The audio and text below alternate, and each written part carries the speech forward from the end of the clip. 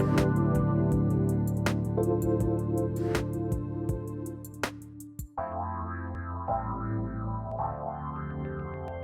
Truth is Funny. Shift Happens with monthly guest host Karen Betten. Get ready to toss your limitations and shift into a space of authentic, limitless living. Karen is a holistic nurse practitioner, plant essence alchemist, and movement medicine educator, bringing you passionate conversations that will ignite your potential to create expansive change in any and every facet of your life. Are you ready? Here's Karen.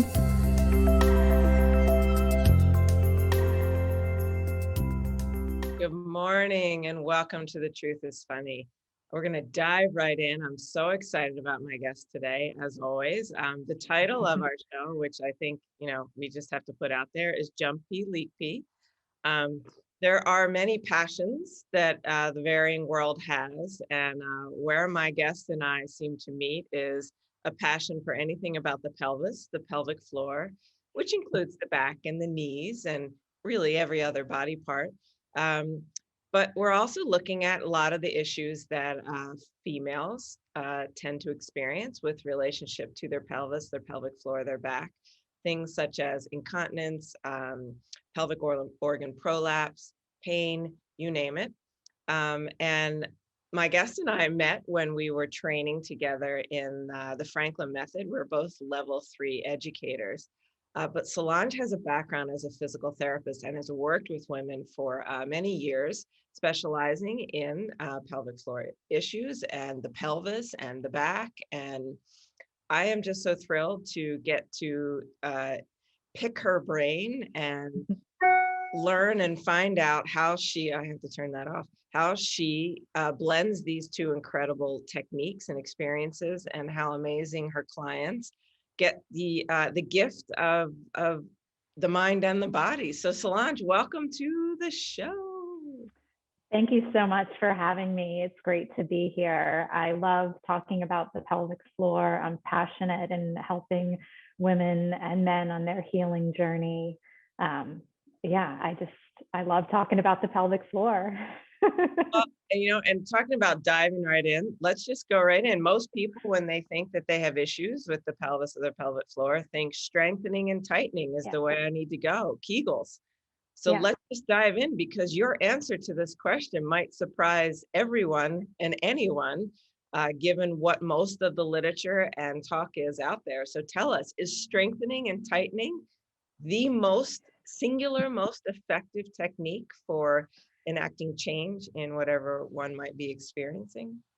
I mean, we have to look at the pelvic floor as like we would look at any muscle in the body. And would we use any muscle just in a strengthening and a lifting way, or would we want to have a balance in being able to contract, relax, and elongate? And when it comes to strength, the pelvic floor is made up of, it's not one muscle, it's many muscles. And when we are just strengthening and tightening, we're strengthening primarily one aspect of the pelvic floor, the back part that lifts the anus. And many people, when they contract the pelvic floor, they're tightening their butt, they're tightening their glutes. They may not even be sure what they're tightening. They think they're doing it right. And it doesn't address the many other muscles, the part of the pelvic floor that relates to the hips, and that we need a full range of motion and a relaxation that will give us that increase in the strength that we're looking for. So it's kind of counterintuitive, because people think, oh, I'm having an issue, I'm leaking, or I'm feeling pressure. Those muscles must be weak. I need strengthening. And even you saying the word, I feel myself tightening, like leaking. Your whole body goes, stop. and what we end up, right, stop. We end up being in a holding pattern, which doesn't allow the muscles to move. And also the pelvic floor, it doesn't just work in isolation. It's part of a team. It's part of a team that works with the diaphragm, the deep abdominal muscles, the transverse abdominis, and the muscles that stabilize the spine, the multifidus, the deep muscles. And then it's also a team as well with every muscle that attaches to the rib cage and to the pelvis and the spine. So we can't look at it in isolation. We have to look at it, how it works together with the members of the team, looking at the alignment of the spine, the pelvis, the hips, and how those parts are moving in general. So it's not like, okay, we're going to just tighten and do these exercises, and you don't address the other piece of like, well, how are those muscles actually stacked and aligned, and how are they moving? Because people may feel better from just the strengthening initially because they're passionate about what they're doing. They feel good about it. They're investing the time to make a change in their body. But then, it's not long lasting. They start to have setbacks and they realize, maybe there's something else that I can be doing. So most people I talk to will even say, well, I thought it was getting better. And then it really, it hasn't changed much. My symptoms are pretty much the same that they've been, but they mentally feel stronger, and that makes them feel more at ease because they're like, well, I'm definitely stronger. I can lift my egg, or I can do, there's a sense of building strength that feels good. But when you get down to the symptomatology, many women aren't really experiencing too much of a change in that. Would you say that may be, what you're speaking of could be the key to, one, I just comment, I love the idea that there's a community. I could feel my whole body relaxing, like my pelvis doesn't have to do it all on its own. And my so-called pelvic floor has friends and buddies that are going to take part and help me out here. This is awesome. Tell me more. What are their names? Where do they live? And how often do they come to the party? Yeah, it's like you don't have to be tunneled in and focused on the pelvic floor all the time. And I think what happens when many people are having an issue is that becomes the singular focus. Oh, I can't do anything else. I have to stop moving because it's going to make it worse. So they sort of end up becoming frozen, and the team is here to help you out. and one of the modern best, problem, you have support and it's right there in your body and you don't even know it, right? Or not me, I don't even know it. Like, need to be reminded. I love that. And the best thing is that the team is here to help you, and it's within something that you do all the time, every day. You can tap into it, and if you did a bad one, there's many opportunities for it to come along. The best way to get in touch with the pelvic floor is through breathing, to really start to tune in and notice what is happening with breathing. And it's not only breathing, it's how am I positioning myself in breathing. So just start to move and say, hey, am I on my sit bones? Do I have a curve in my lower back? What's going on in my rib cage? To start to begin to feel things, and to don't get stressed out if it's not happening initially. We've had postural patterns in the body, all of us, for a long time. Sometimes an issue happens and we get, oh, it must have been something that I've done right away that has caused this. But these issues are long, they've been with us a long time, the way we sit, the way we stand. And it's really when we begin to notice our breathing, to notice these postures and become aware, we're just like, oh my God, it's just like, it's automatic. The same way that you could get in the car and end up at your destination and you're like, how did I get here? The same. Has that ever happened to you? I'm like, wait, I was driving, but I was somewhere else, but I got here safe. Driving then, do you know? It's a community that is part of my whole body, parts of me that I'm not aware of. I'm with you. Maybe my pelvic floor was driving the car. It's possible. Hey, I didn't fall over, and somehow, it couldn't have been one group alone. The whole team had to have been involved. But well, can you imagine? And I know we share this piece, but I had a moment of what would it be like to frame the pelvic floor in a positive light? I mean, which is what you're already doing. We're laughing about, well, what, one, it's part of the team, and two, perhaps it was driving the car for you. Maybe you want to touch on that a little bit, that just even how we think about it influences. Yeah, and also that we don't have to work so hard at it to get it to work for us. And that's sort of one of the beautiful things, like when we begin to breathe and look at alignment, and start to feel these things, the body is working for us. We always have to remember that we have this innate wisdom in the body, this beautiful design. And if we slow down and begin to notice and feel, hey, you know what?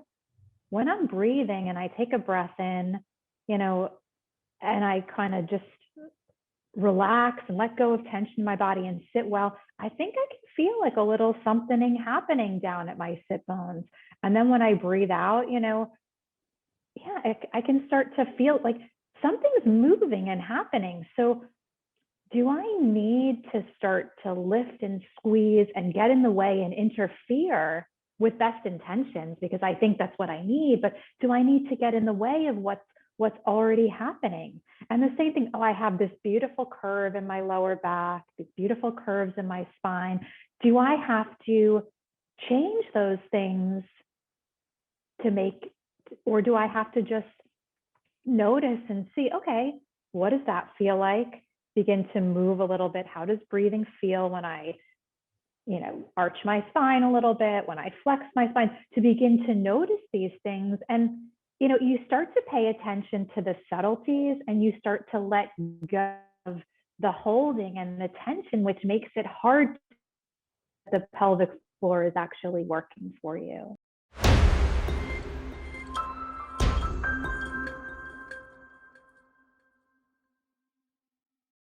Well, welcome back. And we left you on a cliffhanger there, thanks to a little internet interruption. But yes, could tension be one of the contributing factors to symptoms, right? Whether they are pelvic organ prolapse, stress incontinence, jumping with a little bit of leakage, leaping with a little bit of a leakage, or laughing or coughing, all of those, or even back pain, right? They're all tend to be, right? Would you agree? They're all relatively related to each other, part of the same community of main members. And so it sounds like, we're used to thinking things are weak, which we've been sort of talking about, that kind of poking holes in this idea that, and now you're actually saying equal to things being weak, they may actually be tense. Yeah. What? Whoa.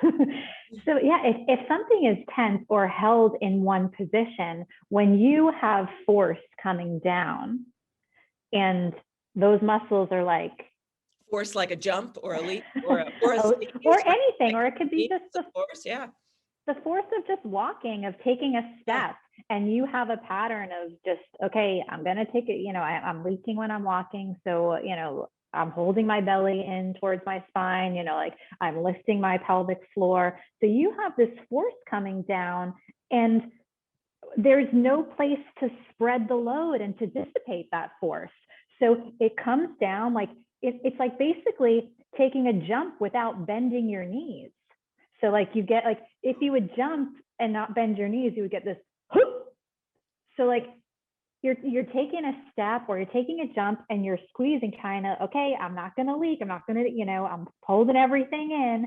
And it doesn't allow you, there's a lot of organs in the midsection and there's a lot in the pelvis, and it doesn't allow that things to slide and adapt. There's a normal movement that needs to happen with the organs, and that only happens if we allow the joints of the pelvis to move and the muscles to elongate to absorb that force and lengthen. And what it does is it dissipates the load through the pelvis, through the legs, and then the pelvic floor lengthens. So you have this beautiful built-in support that will happen for you to absorb the force if you tap into it and pay attention and sort of start to begin to notice, like, okay, do I have this, do I strike hard when I walk and really like grip my butt, and because that makes walking really like an exercise and I'm going to get a lot out of my walking. Like, is that good? Or you know what, if I sort of just let that go and notice that, like, yeah, there's a normal, just like a little bounce in things and a rebound. And the reason why that's there is to help absorb the force and the pressure. And then guess what? It kind of rebounds you into your next step. So it's energy saving, so it's like you absorb it and then it's elastic and then it takes you back into your next step or your next jump. It's like the opposite of the New York walk, right? The way people walk down the street in New York City is you get used to it and you kind of forget, but it's like there's so much effort going into each step, and you're actually saying, it cuts down on the efficiency. Yeah, they're putting more effort forward than it requires to put one leg in front of the other. Is actually can be a rather effortless experience, and that alone is something that supports the pelvis and the organs in it to function more optimally.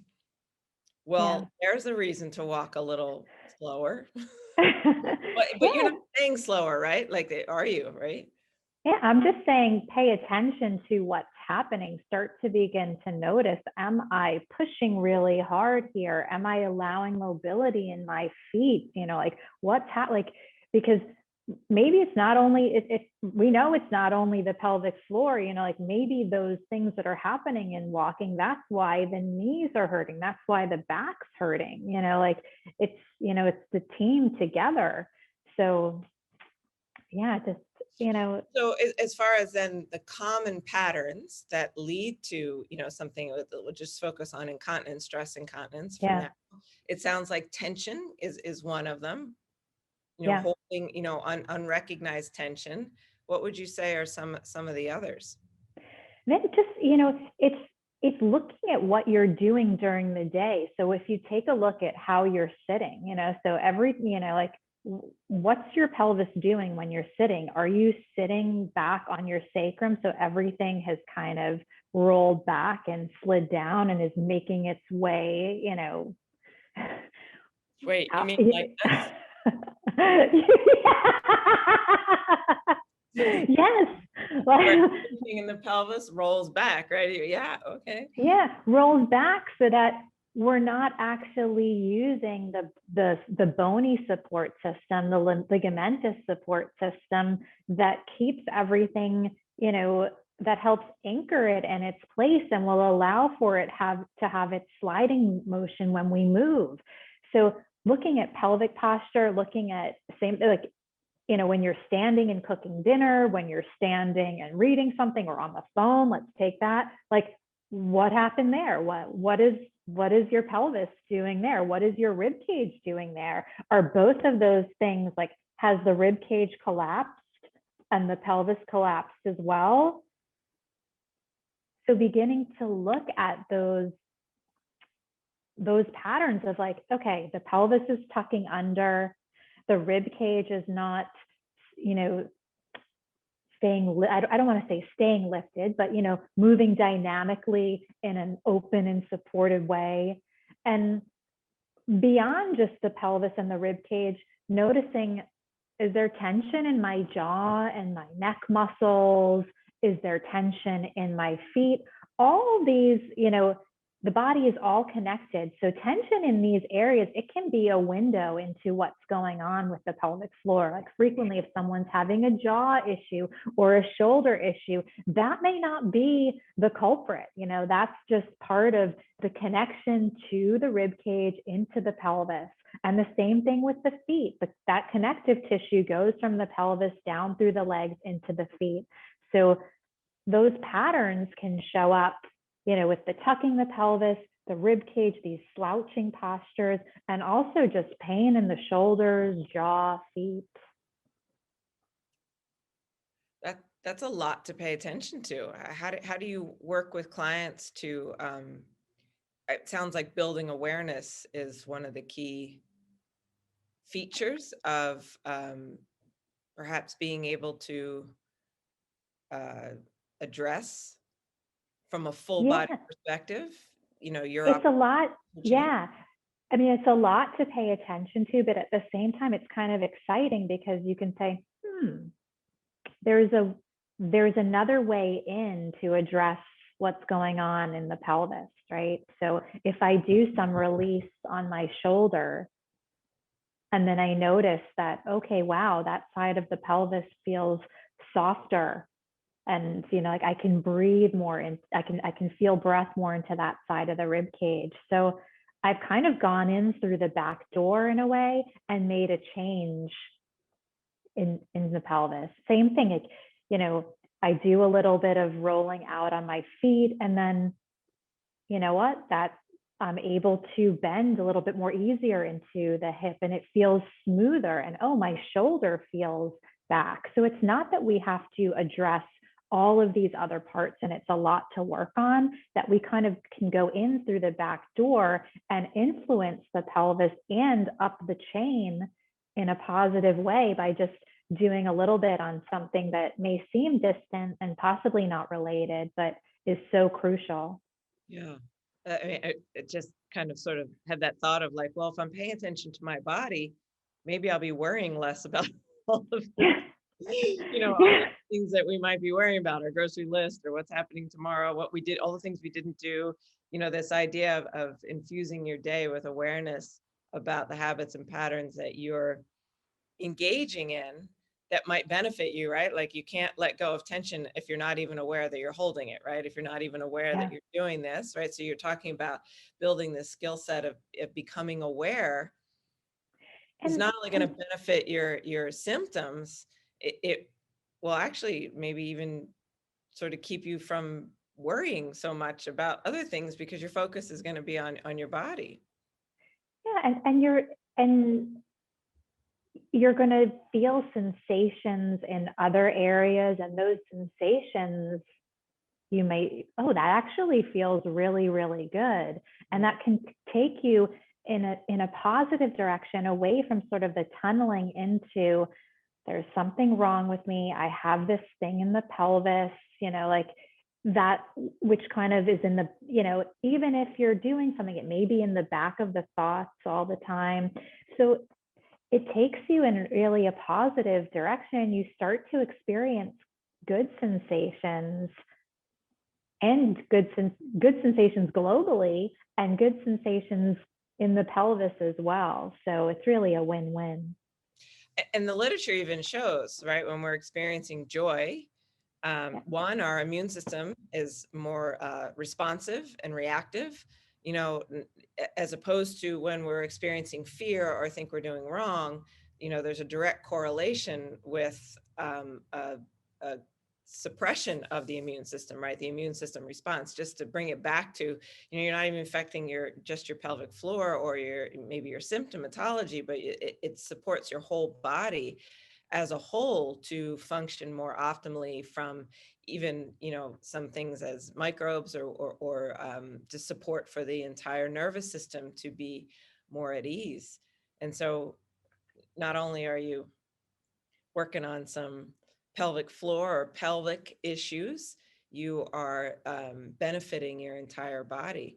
So what are the primary techniques that you use to create this experience, or what maybe is more accurately said, guide clients to create this experience for themselves?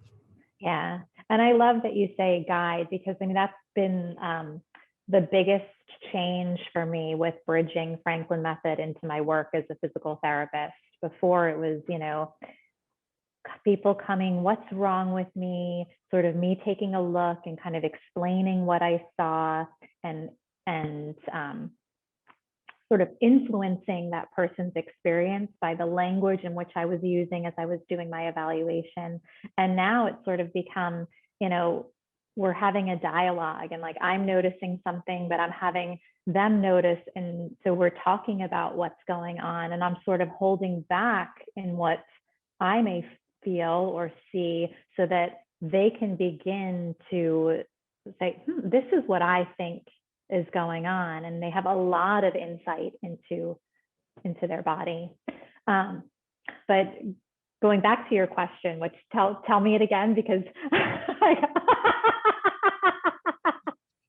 what are your techniques for guiding people to build this awareness, right? Like, because I guess really what we're addressing, just Yeah. to kind of bring the overview, is it's not what you do maybe with your physical therapist 3 times a week that actually creates the Yeah. experience of your body. It's what you're doing every day. And so you're really Yeah. suggesting that building awareness about the body, the positioning that you're taking and everything that you're doing is not only going to affect, how your pelvis functions. And we talked about your immune system Yeah. and all of that, but it's really what creates your physical body, right, in any given Yeah. moment. And so then I was saying, what are the techniques that And you that's guide? and that you hit the nail on the head right with it right there, because it's really looking into the postures and the daily movements. That's where I begin with my patients, because if you think about what you're doing during the day, like even if you're doing an exercise routine, like you have a set, you do exercises 3 times a day, that can't compete with the rest of the time during the day, the rest of the movement that you're doing. In other words, And you're tight all day long. That's going to counteract what you did for an hour with your physical therapist.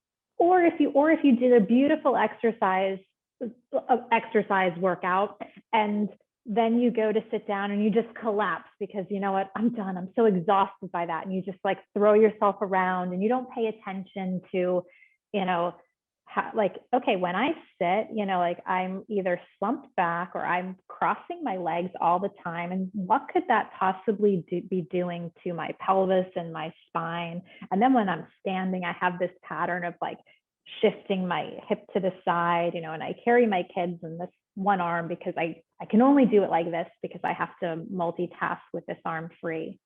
So That's a big one, right? For women, is carrying the baby all on one side, or, it really brings your awareness, at least for me, is like, I actually couldn't carry my baby on the other side. Me too. Yeah. But how beneficial that is to switch it up, even if it's uncomfortable, right? And and what I find is interesting, because even though it's uncomfortable, you may think I can only do it this way because, it's like when you have a baby, it's really, really demanding. There's a high level of stress. There's a lot of crying and those needs needing to be met now. And, it sort of takes being able to slow down and try to like, yeah, I can hold in my other hand. I have to practice and train myself to do it. Like, It feels really uncomfortable. it does, but if like I was training myself, like I was noticing, I'm washing dishes, like 10 times a day, and I'm only using this hand, and like this is my strong hand to hold the pot.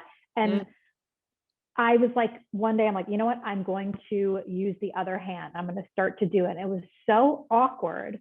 But now when I'm doing it, it's like I'm picking up this, like I've sort of have trained myself and I've adapted, and my arm, which was, my manipulating arm, it now can hold and stabilize stuff so much better. And that's by just like, I didn't give up, like I didn't start like, oh, okay, like I can only do it this way. It's like little by little, like the more we practice, that's, like whatever we practice, that's how we train our body, what we're practicing most of the time. So going back to standing, if you're someone that stands and they lean on their right hip all the time, right? Or that's the hip that they hold their child on. How is that affecting them? How's that? I mean, like, first of all, you're not using the support of your pelvis, and you're not weight bearing through your hip joints. Like you've completely shifted that hip out. And like, even if you think like when you're on that one side, like your weight is like way over, like you're not bearing through your hip joint. So it's like you've unweighted one side, and like you're using like accessory muscles that wouldn't normally need to do the job that you're asking them to do. So like when you center yourself and come back, like you're going to get the muscles around the joints to work dynamically and in balance, instead of asking muscles that aren't responsible to do more than they should be doing. And you're also creating, like a shift in your spine, a side bend, a rotation. And that it's like you're in a way creating a functional scoliosis by by a pattern, like. That sounds horrible.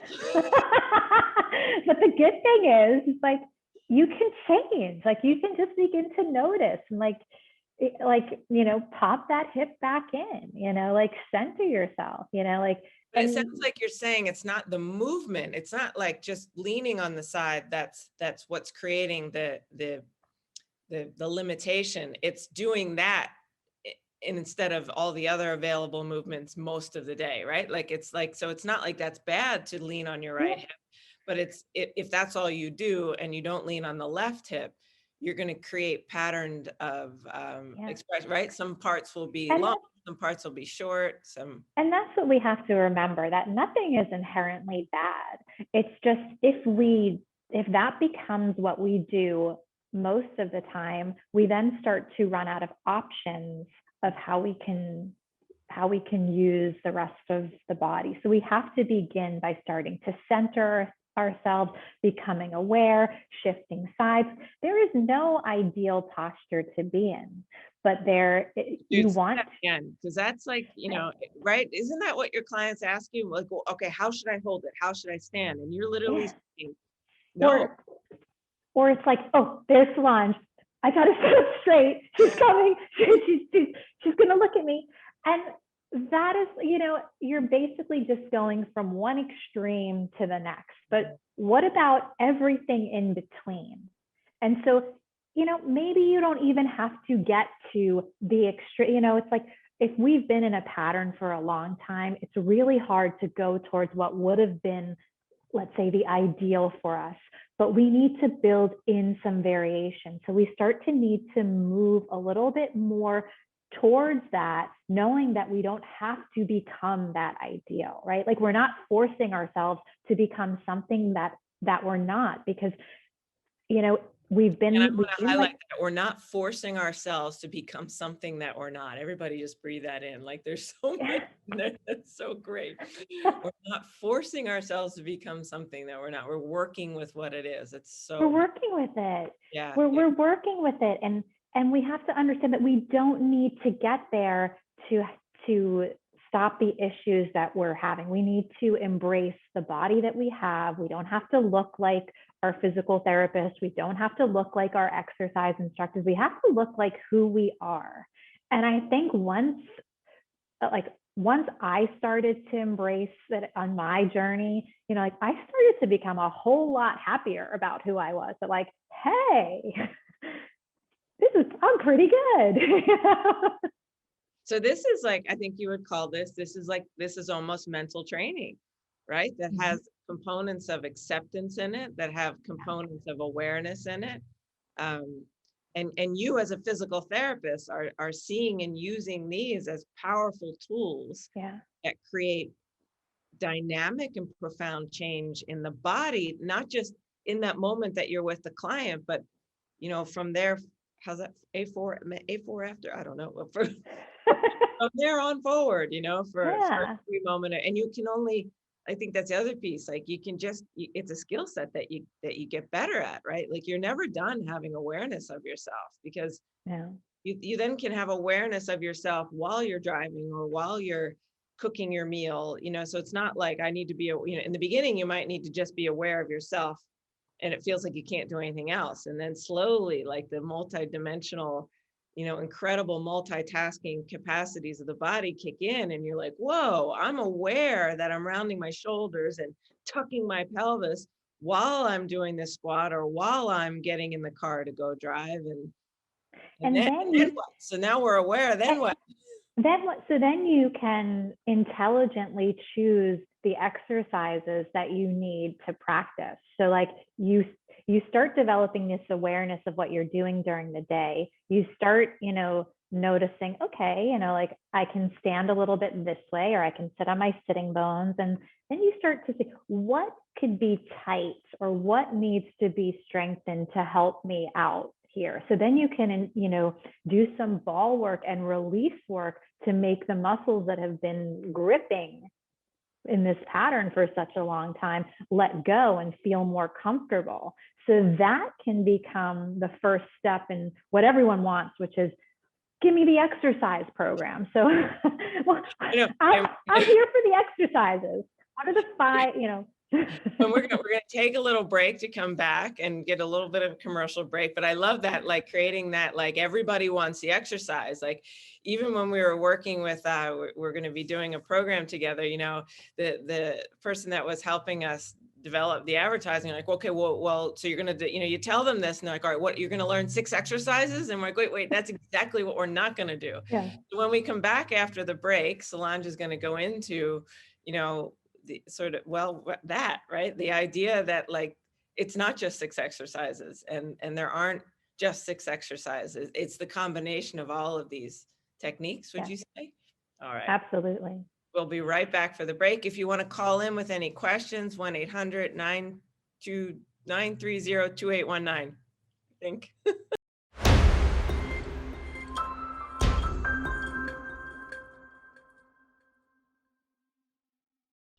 Welcome back. We're here with Solange Ross, physical therapist and Franklin Method educator who specializes in female issues with the female pelvis, really, movement and strengthening and optimizing for things such as incontinence, pelvic organ prolapse, pain, discomfort, you name it. And we've been highlighting amazing opportunities for everyone to participate in creating change in their own body. And we were, talking about the power of awareness, talking about the power of noticing our own habits and patterns and how that feeds us to create change everyday life rather than maybe the 3 times a week that you meet with your physical therapist. And then we were just getting into this. Everybody wants the exercises, right? What are the exercises I need to do? And Solange is going to break that down for us as to why that approach may have some limitations in itself. Yeah. Yeah. Is that an okay question? It's hard to say. Like, why is that? Like, no, it's not. It's not just the exercises, right? Yeah. Because what we're even talking about is, you go for it. Yeah. So it's not just the exercises. So we have to look at the whole body alignment.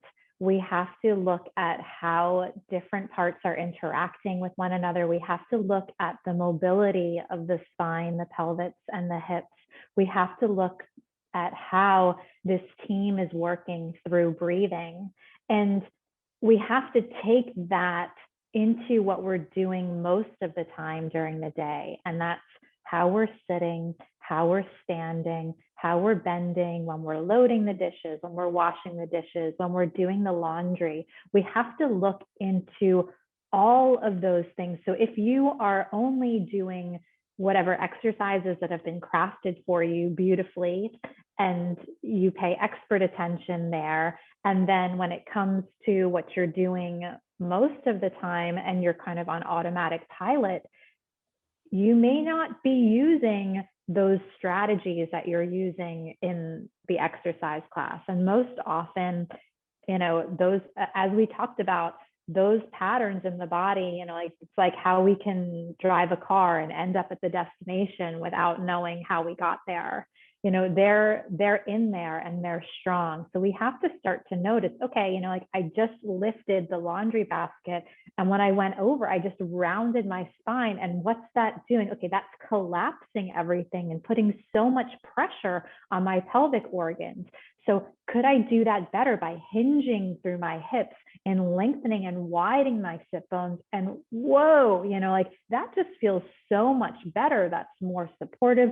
So starting, if we can't do these daily tasks, with what would be most healthy for our body, that's where we need to look. Okay, I need to work on, when I bend forward, this sort of hip hinge and pelvic widening instead of this pattern of just bending down and reaching.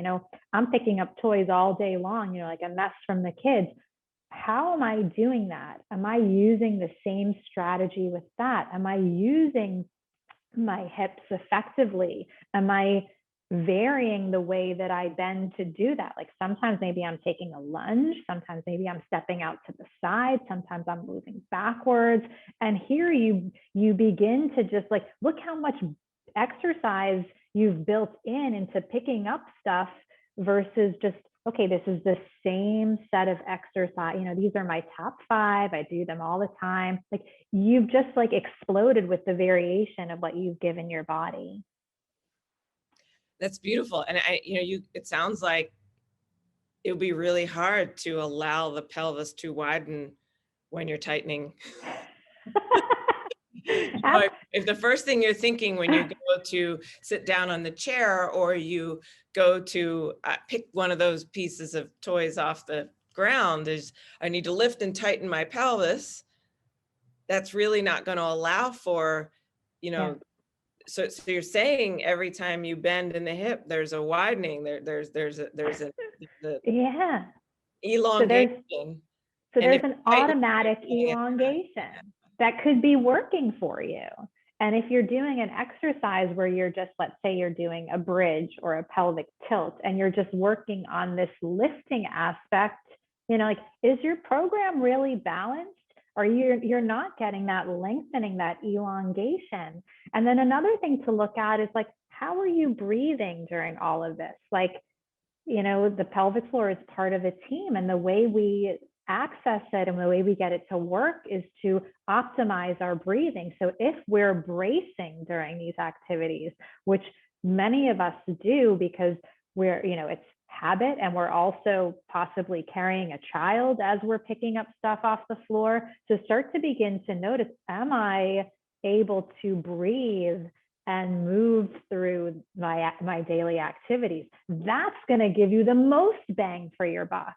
That it's not like, okay, I only breathe in this way when I do my exercise. It's all, I exhale with the lift, so I'm going to exhale lifting every toy off the ground. No, if you allow your body to be mobile and allow your breath to be mobile as you're doing all your bending and lifting, like, you just took it to the next level, like you leveled up multiple times. Wow. So the breath is connected to the pelvis. I mean, it's kind of mind blowing, right? Like, you're so it can have that much of an effect on, It can have that, right? Like the stress levels, which then, go ahead. if we're holding our breath, I mean, think if we're holding our breath and we have which I'll interrupt, but like, isn't that like, if you're tightening something, I mean, I hold my breath when I tighten. So just that tightening alone is usually creates a breath holding experience. Do you find that with your physical therapy clients? Yeah. And if you think about it, like, if you think about a balloon, like, what would happen? Like, if you squeezed the middle of the balloon, right? And if you squeeze the bottom of the balloon, it's like, my God, like, things, it's like, first of all, pressure's going up to the neck and shoulders. You're getting a lot of tension up here. And then you're also not creating any space for your pelvic organs and your abdominal organs. So what's going to happen to them? I mean, they're not going to migrate upwards. They're going, we're going to feel pressure and different symptoms down in the pelvis. So yeah, I mean, getting the breath to work for us, and just being aware that, like, it's possible to allow my breath to move, and it doesn't necessarily have to be coordinated with the exercise. It can be, yeah, but it doesn't necessarily have to be. Like, that's the way we can really take it to the next level. Like, are we doing something that in nature we would look at it like, okay, that's static. So, like, I'm washing the dishes and I'm standing in one place, that's static. But no, it's not, because I am focusing on, can I breathe and allow my diaphragm to move up and down, which will help with my pelvic floor, get that natural coordination with the two. So what looks like it may be static is really, I'm having a dynamic experience. And I'm also thinking, like, it's a sunny day, and, like, my heart is lifting. I'm feeling the sunshine coming in through my window. So something which could be like, why am I doing this? Like, I don't want to do this anymore. Like, it really could become just like a beautiful exercise and a nice experience.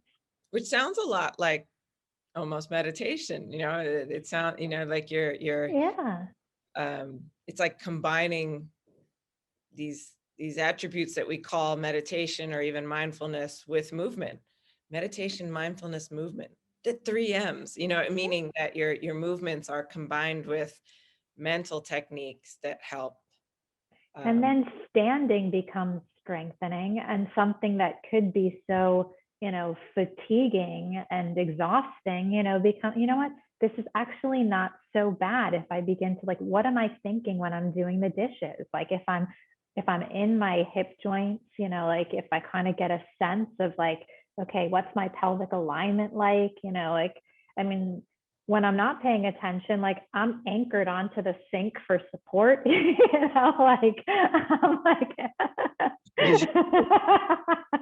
I'm like looking down, like you don't need to look down to like wash the plate. You know what? Like, that it's a plate, like you can feel open, like, and like if you're doing that for a long time, like it's not going to feel good. So like, you feel your way around. It's kind of exciting to. It's the opposite of like not standing up straight with the shoulders back and tight, but it's actually this sort of, and not completely dropped and let go and loose, but like this, and not experiencing those, right? All of those are fine movements as well, but also like you've said from the beginning, which I think is beautiful, all the in between spaces between completely letting go, collapsing, and standing tight and strong.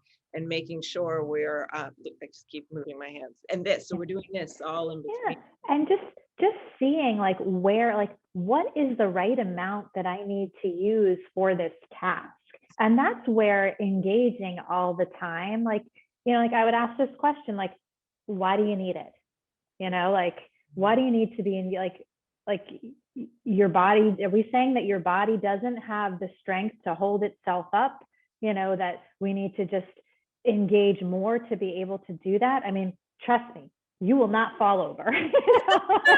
You will not fall over either way. Like just like what, like it's experiencing the right amount of what's required for the task at hand, and letting your body decide that versus your mind taking over, saying, what, so that my back doesn't hurt, I'm going to really pull my belly button in and lift my pelvic floor while I'm doing the dishes or while I'm standing in line, versus, what, let me just like get into my body, let me breathe, let me bend my knees, like let me circle my shoulders, let me soften the arches of my feet, like, and it's like, hey, now it's like, now let me take a breath. Like, now I feel like I've like united my body, instead of just like tunneling into, I gotta just engage to protect my back or do this so that I don't hurt myself. Oh, that's beautiful. All right. Well, as always, time goes so fast. So first, I want you to share your contact information in case anybody listening wants to be able to get in touch with you. So my website is www.completecorenyc.com, and I am doing telehealth visits. So you can reach me through my website. In the living room. Or my email is Solange, SOLANGE, @completecorenyc.com. So I'd love to hear from you. And Solange and I are teaming up, the nurse practitioner physical therapy Franklin Method educators, to launch a 4-workshop series, 4-class series in April that will be recorded. So even if you can't make it, they're going to be on Tuesdays at 11 a.m. Eastern time, where we're going to start to show people how to apply these principles. We're going to be team teaching. And we want to invite you. You can find it at my website at karenbetten.com. And we want to offer all the listeners a coupon that will give them 30% off, which is Pelvic Freedom. So Pelvic Freedom. Yes, when you insert the coupon Pelvic Freedom at checkout, you will get 30% off, which will give you a lovely discount. And we would love to see you and join us. And I'm so sorry we ran out of time. We were going to do a little meditation in the end, but that way you'll just join our class to learn how to meditate, be mindful, move, get the most out of your body, experience the greatest amount of efficiency, right? How's the least amount of effort you can put forward to get the greatest result for your life, your mind, your body, your spirit. And I just want to give a great big thanks to Solange for joining me for this hour, and your beautiful voice. I kept finding myself breathing softly just by listening to you and feeling that sort of flow of energy through my body that's possible. So highly recommend you work with her in any realm that you're experiencing in your physical body. Her expertise, her dedication in her own body mind will just immediately tap you into that potential and you being able to create change in your own body. So any final last words? It was my pleasure. Thank you so much for having me. So please reach out to me. I'm happy to have a conversation about anything core, pelvic floor, just to help you feel better in your body and mind. Beautiful. All right. Thank you out to the community. Thank you to Olivia. Thank you to Colette. Colette will be back next week at 8 a.m. Pacific time, 11 a.m. Eastern Standard Time for her weekly show. And we'll be back next month. And join us for our 4-week series class in April on Tuesdays at 11 a.m. Use code Pelvic Freedom to get 30% off. And thank you again. Bye-bye, everyone. Thank you for listening to The Truth is Funny, Shift Happens with Karen Betten. Tune in every third Wednesday at 8 a.m. Pacific on transformationtalkradio.com for more rich discussions packed with practical tools to help you learn to live limitlessly. Are you looking for more? Visit KarenBetten.com to schedule a private session, join her weekly movement medicine class, and discover some amazing products you didn't know you wanted to try. Ever heard of chocolate meditation? That's KarenBetten.com. See you next time.